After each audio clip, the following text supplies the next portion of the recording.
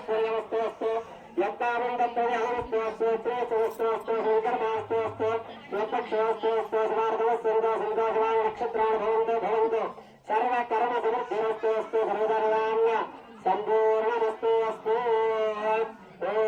విశేష జాతాసౌచ మృతాసౌచ పరిహారార్థం ఆక్రియార్థం పరిరక్షణార్థం విశేషేణ కంకణ ధారణాఖ్యం కర్మ కరిష్యమానూర్వే కంకణ పూజాంతరిష్యే రక్షాసూత్ర పూజాంతరిష్యే రక్షాసూత్రాధిష్టాదేవతాభ్యో నమః. శేషమావాహయామి సహస్రేషమావాహయామి అనందమావాహయామి నాగరాజమావాహయామి వేషాయ నమః ఇదమాగం వేషాయ నమః. సాధ్యం సమర్పయామి అర్ఘ్యం సమర్పయామి ఆచమనం సమర్పయామి సకల సర్వోపచారాన్ని సమర్పయామి. ఓం అభిమంత్రం స్వస్తిరానువేదానస్మినా భగస్వస్తి దేవీరుణర్వాః స్వస్తి పూషాసురోద్వాదన స్వస్తి జ్ఞాపాదేశు వేదనాః స్వస్తయే వాయోపవామహే స్వామీ స్వస్తి భువనస్య యస్పదే బృహస్పతిం సర్వగం స్వస్తయే స్వస్తయాజిత్యాసో భవంతునః. అద్య విశేషతః స్వామినః రక్షాసూత్ర ధారణాఖ్యం కర్మ కరిష్యే. అలా ఒకసారి వాక్యం జటిమలం రక్షాబంధం.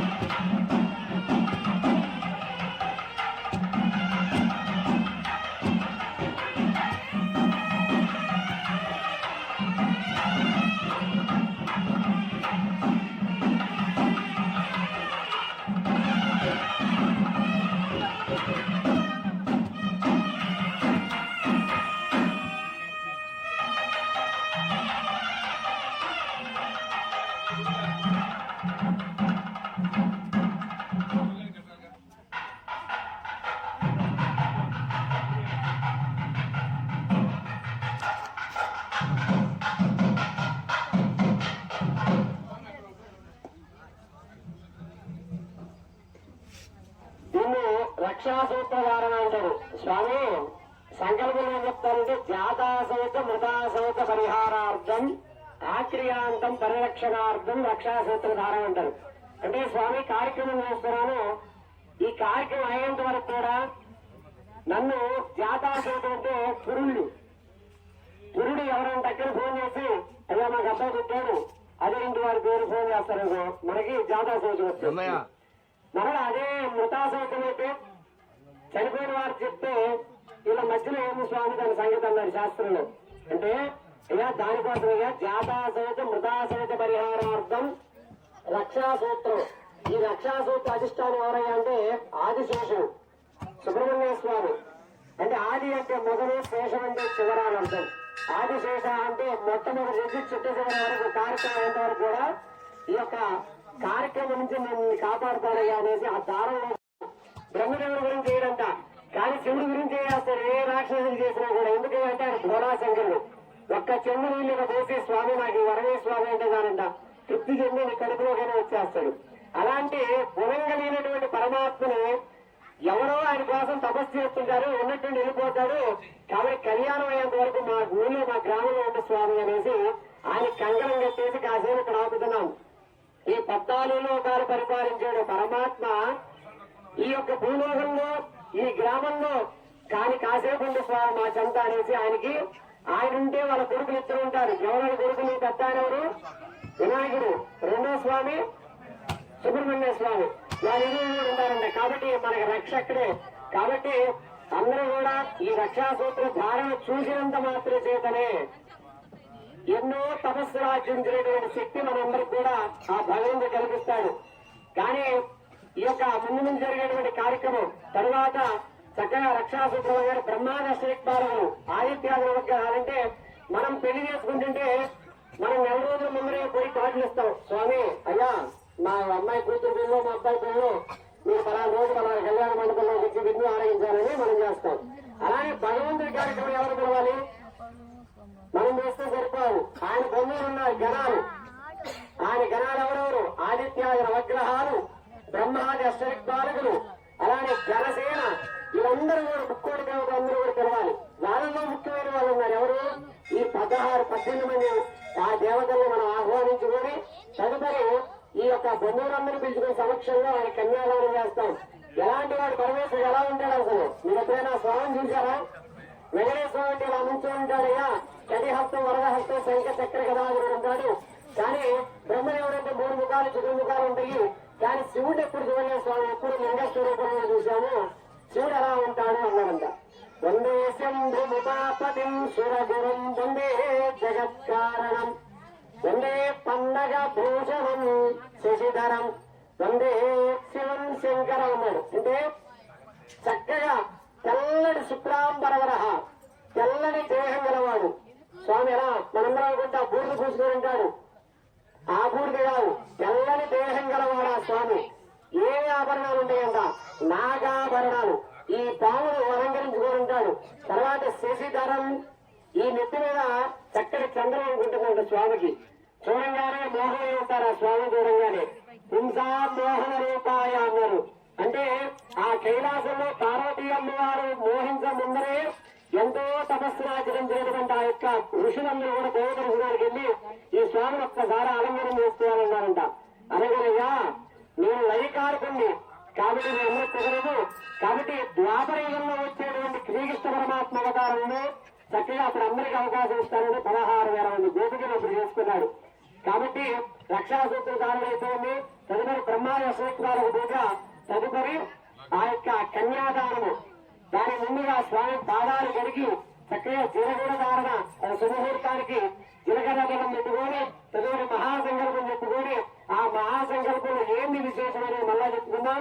ఒక్కసారి నమ పార్వతీపతయే హర హర మహాదేవ ఓం బ్రహ్మాదిత్యాయామి మధ్య బ్రహ్మాణమావాహయామి స్థాపయామి దయామి ప్రాచ్యాం ఇంద్రమావాహయామి స్థాపయామి దయామి ఆజ్ఞేయామగ్నిమావాహయామి స్థాపయామి దయామి దక్షిణయామావాహయామి స్థాపయామి దయామి నైరుత్యామావాహయామి స్థాపయామి దయామి దక్షిణమావాహయామి స్థాపయామి దయామి వాయుమావాహయామి స్థాపయామి దయామి उत्तरे कुबेरमावाहयामि स्थापयामि ईशान्यामीशानमावाहयामि स्थापयामि मध्ये सूर्यमावाहयामि आग्नेयां चन्द्रमावाहयामि दक्षिणे अङ्गारकमावाहयामि ईशान्यां बुधमावाहयामि उत्तरे बृहस्पतिमावाहयामि प्राच्यां शुक्रमावाहयामि दक्षिणे शनेश्वरमावाहयामि नैऋत्यां राहुमावाहयामि वायुव्यां केतुमावाहयामि आवाहित ब्रह्मादिस्त्रिक्तादेवताभ्यो नमः आदित्यादवग्रहदेवताभ्यो नमः ध्यायामि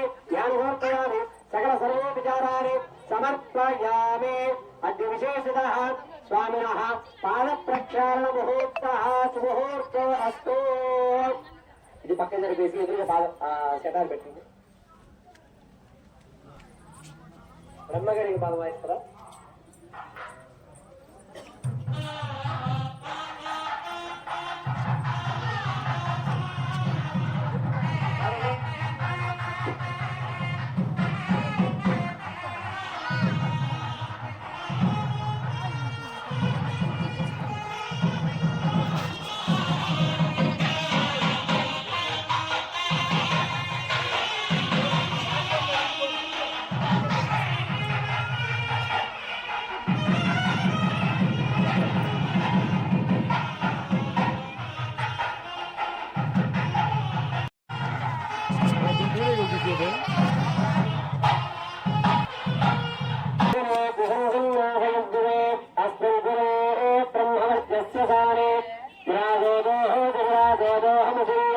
मम पद्यः युवराजा वैदेशयन्द्रयं वीर्यमायुक्तेर्वर्चोवनं ब्रह्मवर्चसा मन्नाद्यम् आमायं यशसा वर्चसा सहं स्वेमयसा तेजसा च सम्मात्रयं प्रजानाः कुर्वति वदन्तसूना पादप्रक्षालनमुहूर्तः सुमुहूर्तो अस्ति सुमुहूर्तकाले सूर्यादीनां नवानां ग्रहाणामत्यन्त आनुकूल्यता फलसिद्धिरस्तु ఇప్పుడు మనం చూసిందంతా కూడా పాద ప్రక్షాళన ఎవరు చేశారు పాద ప్రక్షాళన అసలు పేట్ల మీద కూర్చున్న వాళ్ళు ఎవరు మన గ్రామం వాళ్ళేనా కాదంట ఎవరయ్యా అంటే సాక్షాత్తు శివుడికి అత్తయ్య గారు మామయ్య కాబోయేటువంటి కన్యాదాతలు అంటారు అంటే పార్వతీ అమ్మవారి యొక్క తల్లిదండ్రులు అలానే ఉల్లి దేవసేన సమేత సుబ్రహ్మణ్య స్వామికి తల్లిదండ్రులు అలానే వరసిద్ధి వినాయక స్వామికి ఉండేటువంటి ఆ యొక్క సిద్ధి బుద్ధి అమ్మవార్లకు కూడా తల్లిదండ్రులుగా పేర్లు కూర్చున్నారు. ఇప్పుడు అల్లుడికి పాదాలు కడిగారు. ఎలాంటి పాదాలు ఉంటాయి? అలానే వచ్చేసి మన శివుడు శివుడు అంటాం. శివుడు వేరు విష్ణువు వేరు శివస్య హృదయం విష్ణు విష్ణువస్య హృదయం శివ. మనం చూసే దృష్టి శివుడు వేరు. శివరాత్రి వస్తే శివుడు గుడికి వెళ్ళాలి, సంక్రాంతి వస్తే విష్ణుమూర్తి గుడికి వెళ్ళాలి మనం అనుకుంటాం. కానీ ఆ యొక్క భేదము భగవంతుడే లేదు. ఎవరయ్యా అంటే బంగారం ముద్ద. ఆ బంగారం ముద్దొచ్చే పరమాత్మ. ఆ పరమాత్మ అనేటువంటి బంగారం ముద్ర నుంచి కొంత భాగం తీసి ఇక్కడ పెడితే ఉంగరం అయింది, ఇక్కడ పెడితే చెయ్యి అయింది, ఇక్కడ పెడితే కమ్మలైంది, ఇక్కడ పెడితే ముక్కు ముడికైంది, అలానే మొలతాడైంది, కాలికి మెట్టులైంది, అలా పట్టిలేదు. కానీ అసలేంది? ఏదైనా కూడా బంగారపు ఉంగరం అంటాం, బంగారపు కమ్మలు అంటాం, బంగారపు చైన్ అంటాం. కానీ చైన్ ఉట్టి చైన్ అనగా అలానే బంగారం అనేది మనం యాడ్ చేసి మనం ఏదైనా పలుకుతాం. అలానే ఈ పరమాత్మ ఉన్నటువంటి ఆ పరమాత్మలో నుంచి అవతారాలు అనేటువంటి బయటకు వచ్చాయి. ఒకరు రాములను కొలుస్తారు, ఒకరు కృష్ణుని కొలుస్తారు, ఒకరు శివుడు అంటారు, ఒకరు నరసింహస్వామి అంటారు. అలా ఇతర దేవతలందరూ కూడా ఆ బంగారం ముద్ర నుంచి వచ్చినటువంటి పరమాత్మ స్వరూపాలే. అలానే ఈ పరమాత్మ స్వరూపానికి భేదం ఉండదు. అయ్యో నన్నేమో శివుడు అన్నారు, ఆయన విష్ణువు అన్నారు, వీళ్ళు కొట్టుకోవడమే సరిపోయిందిరా. శివస్య హృదయం విష్ణు విష్ణువస్య హృదయం శివ అని అర్థం కాలేదు. కాబట్టి శివుడి కళ్యాణంలో విష్ణుమూర్తి గురించి చెప్పుకున్నా, విష్ణువు కళ్యాణంలో శివుడి గురించి చెప్పుకున్నా ఆనందపడేది ఎవరయ్యా అంటే పరమాత్మ. ఆ పరమాత్మ చూడగలగాలంటే ఆ పరమాత్మ ఎక్కడ ఉంటాడు? ఎవరి చిక్కడు వ్రతములకెళ్ళను. అంటే మనమేదో యజ్ఞయాగా చేస్తే చిక్కడంట. అలానే స్వామి 10 కేజీలు పులిహార 10 కేజీలు చక్కెర పొంగలు పెడతాను కూర్చోదా అంటే రాడంట. ఏరీ చిక్కుతాడంట, ధనమిస్తే చిక్కుతాడా చిక్కడంట. ఏరీ చిక్కుతాడంటే భక్తి అనేటువంటి పుష్పానికి చిక్కుతాడంట. భక్తి అంటే స్వామి సర్వం ఎసిటీది, సర్వం మొత్తం వదిలేసి నీ దగ్గరికి వచ్చాను స్వామి అంటే ఆస్తులు వదిలేదే కాదు అక్కడ అర్థం. మొత్తం మనసు మొత్తం నీ దగ్గర నిలిపాను స్వామి. అందుకే పుష్పాలు అంటున్నాం. యథాశక్తిగా పనులు ఇస్తాం స్వామికి. ఇవన్నీ కూడా సమర్పించేసి అప్పుడు నీ దగ్గరికి వస్తానంట స్వామి. అలాంటి పరమాత్మ స్వరూపుణ్ణి చక్కగా మామగారు అత్తగారు స్వామి పాదాలు శివుడికి అలానే సుబ్రహ్మణ్య స్వామికి వినాయకుడికి వరస పెట్టి చక్కగా పాద ప్రఖ్యాతం చేసి ఇప్పుడు ఏం చేయబోతున్నారు? ఆ వస్త్రధారణ మన అందుగా హైందవ ధర్మంలో ఒక పద్ధతి ఉంది. అల్లుడికి కాళ్ళు గడికి కన్యాదానం చేస్తాం. ముందుగా దాని ముందు ఏం చేస్తాము? చక్కగా పాద ప్రక్షాళన చేసుకొని అల్లుడి చిన్నవాడైనా పర్వాలేదు, పరమాత్మ స్వరూపం, మా అమ్మాయి లక్ష్మీ స్వరూపం, మా అమ్మాయి పార్వతీ స్వరూపం, మా అమ్మాయి సరస్వతి స్వరూపం ఇచ్చేటువంటి అల్లుడు ఆ విష్ణువు కావచ్చు, శివుడు కావచ్చు, బ్రహ్మ కావచ్చు, ఎవరైనా కావచ్చు కాక, కానీ నాకైనా మా కూతుర్ని అక్కడ ఉద్ధరించడానికి తీసుకెళ్తున్నాడు కాబట్టి నాకు దైవంతో స్వరూపం అనేసి ఆ కలుడు పాదాలు కడిగి నెత్తివేసుకుంటాం నీళ్లు. ఆ యొక్క శిరస్సు తర్వాత స్వామికి అల్లుడికి బహుమానాల వస్త్రాలు ఇస్తాం మనం. ఆ వస్త్ర సమర్పణ ఆ స్వామికి చక్కగా జరిగింది. ఆ వస్త్రాలు ఇచ్చిన వాటిని స్వామికి చక్కగా సమర్పించారు, కట్టారు. ఇప్పుడు జీలగొడతార నుండి జీలకర్ర బెల్లం పెట్టే సమయం వచ్చింది. దీనికి చక్కగా లగ్నాష్టకాలు అంటారు. ఈ లగ్నాష్టకాన్ని శ్రద్ధగా ఎవరైతే ఉంటారో, ఎక్కడైతే చూస్తారో వినే కాడ, అందుకే మాట్లాడుకోకూడదు. ఎందుకు ఎక్కువ మాట్లాడుకోకూడదు? చిన్న కథ చెప్పుకొని మనం వెళ్ళిపోవడం. ఒక మహాపతివ్రత ఉందంట. ఆమె ఒక నియమం అనుకుందంట, స్వామి జీవితాంతం నా జీవితం ఎంతవరకు ఉంటుందో అంతవరకు కూడా ఏకాదశి ఉపవాసాలు ఉంటాను, ఏకాదశి తర్వాత వచ్చేటువంటి ద్వాదశి రోజున భోజనం పెడతాను ఎవరికైనా కూడా అనుకొని మేము అనుకున్నాంట. సరే అమ్మా, కానీ గురువు గారు చెప్తారు అట్టని ఉండమ్మా అన్నారండి. సరే అవ్వగానే ప్రతి ఏకాదశి వాళ్ళకి పెడుతూనే ఉంది, దారి వారు పిలిచి భోజనం పెడుతూనే ఉంది. అలా ఒక ఏకాదశి రోజున చక్కగా సన్యాసి వెళ్తున్నాడంట. ఆ దారిలో అమ్మ బాగా వినాలి అందరూ కూడా. ఈ సన్యాసి వెళ్తుంటే ఆ సన్యాసిని అడిగిందా, అయ్యా స్వామి మా ఇంటికి భోజనానికి రావాలి, భోజనం చేసి మీ దారి మీరు వెళ్ళలేదు. అమ్మ చక్కగా వస్తారమ్మా అన్నాడంట. సరే ఇంటికి పిలిచింది, పాదాలు కడుక్కోవడానికి నీళ్ళు ఇచ్చింది, కూర్చోబెట్టింది, భోజనాన్ని ఏర్పాటు చేసింది. కానీ మజ్జిగ ఈ పెరుగు తోడేటో మర్చిపోయిందండి ముందు రోజు. అయ్యో స్వామి కూర్చోని ఇప్పుడే వస్తాననేసి పెరుగు కోసం వెళ్ళిందంట వేరే ఇంటికి. తెలంగాణే ఆ పెరుగు తీసుకొచ్చుకునే సమయంలో అప్పటి రోజులు ఏం చేసేవాళ్ళు? కుండలో ఇచ్చేవాళ్ళు. ఇప్పుడంటే స్టీల్ పాత్రలు, ఇతర పాత్రలు ఇచ్చింది. కానీ ఒకప్పుడు అంతా కుండలో తయారు చేసేవాళ్ళు కదా. ఆ కుండ నెత్తిలో పెట్టుకుని వస్తుందంట. వస్తున్న సమయంలో ఆ కుండలో ఏమైనా దుమ్ము దూరి పడుతుంది, పవిడి చెంగు బయట పెట్టున్నాము. ఆ పవిడి చెంగు గాలికి పక్కకి వెళ్ళిపోయింది. పైన ఏమో చూసుకోవాలా. సరే ఎంతలో ఒక కప్ప వెళ్తూ ఉందంట. కప్ప ఆ కప్పని తిందామనేసి పాము వచ్చింది. బాగా వినాలి, పాము వచ్చేసింది. సరే ఆ పాము ఆ కప్పను పట్టుకునేలో పావుని తినడానికి గ్రద్ద వచ్చేసిందంట. ఆ గ్రద్ద ఏం చేసింది? పావుని కాలు పట్టుకుని పైకి అప్పగిలిపోయింది ఆకాశంలో. ఈ ఆకాశంలో పాము గ్రద్ద రెండు విపరీతమైన యుద్ధం జరుగుతుంది. దాని కాటేస్తామని పాము, దీన్ని తిందామని గద్ద రెడీగా ఉంటుంది. అందులోకి ఏం జరిగింది? పాము కాటేస్తామని విషం చెప్పిందంట. ఆ గ్రద్దకి తగల ఆ కోలం తగలుకుని నేరుగా విషపు చుక్కలు వచ్చేసి ఈ కొండలో పడిపోయింది. ఆమె నెత్తిలో పెట్టుకుందంట. పాపం దారి పోతుంది, ఆమె చూసుకోలేదుగా. ఆ కొండలో ఏముంది? పెరుగు. ఆ పెరుగులో కలిసిపోయింది విషం. సరే ఇంటికి వెళ్ళిపోయింది. సన్యాసి భోజనం మొత్తం ఎట్టించి చెట్టు చివరిగా మనం ఉండే పెరుగు అనందినది. ఆ చెట్టు చివరి పెరుగు అనందనంగానే సన్యాసి వెళ్ళిపోయింది. అయ్యో ఈ పాపం ఇది ఏ పూర్వజన్మ దుష్కృతం, చెట్టు చివరి ఏకాదశి పుణ్యం చేసుకుంటూ అనుకున్నాను. కానీ సన్యాసి సర్వం యశదీతి సన్యాసి, అన్ని వదులుకున్నవాడు ఆయన, పరమాత్మ స్వరూపు. అలాంటి వాడిని చంపేశారే, అయ్యో ఏ పేరు తాగే ఏడుస్తా ఉందంట. ఎవరు పరిష్కారం చెప్తారు? మహాపతివ్రత ఏడుస్తుంది. జరిగి చూసుకోలేక దేవతలంతా నారద మహాముని వచ్చారంట. నారద మహాముని వచ్చి అమ్మ ఎందుకు ఏడుస్తున్నావు అనగానే మొత్తం చెప్పారు. శివుడు ఆయన దగ్గర పోయి కైలాసంలో చక్కగా ధ్యానం చేసుకున్నాడు. ఓం నమ శివాయ, ఓం నమ శివాయ అనుకుంటున్నాడు. తెలంగాణే ఆ స్వామి, అయ్యా ఏమయ్యా నారదా నువ్వు ఊరకనే రావే, కలహప్రియ అంటే గొడవలు పెడితే గానీ ఆయన కడుపులేదంట ఆ యొక్క నారద మహామునికి. అలాంటి స్వరూపం నువ్వు ఎందుకు వచ్చావన్నాడంట. ఏమే స్వామి, మహాపతివ్రత ఎంతో నియమంగా చక్కగా ఆచరించింది నియమాలు. కానీ ఒక ఏకాదశి రోజు నేను సన్యాసి భోజనం పిలిచింది. భోజనంలో పెరిగాడు తోడేయటం మర్చిపోయి పెరుగు కోసం వెళ్తే ఇంటి రాగానే భోజనం పెట్టగానే చనిపోయాడు. ఆయన ఏంటంటే ఆయన దివ్య దృష్టితో చూశాడంట శివుడు పరమాత్మ. ఏమని చూశాడు? కప్పని తిందామని కప్పేమో దానాహారం కోసం వెళ్ళింది. సరే కప్పని తిందామని పాము దానాహారం కోసం వెళ్ళింది. సరే పావుని తిందామని గ్రద్ద దానాహారం కోసం అది వచ్చింది. కానీ పావేమో కావాలని విషయం చెప్పలేదు. దాని ప్రాణాలు కాపాడుకోవడానికి పాము కాబట్టి దాన్ని చేసింది. కాబట్టి ఏమేమైనా చంపుదామని దాన్ని ఖాళీ కడుపు నింపుదామని నేను తిరగని మెడిచి చనిపోయాడు. కాబట్టి దీన్ని ఎవరు తప్పు లేదయ్యా అన్నాడంట పరమాత్మ. సరే ఎవరికి చేయాలి శిక్ష? చనిపోయిందేమో సన్యాసి భాగవతోత్తముడు.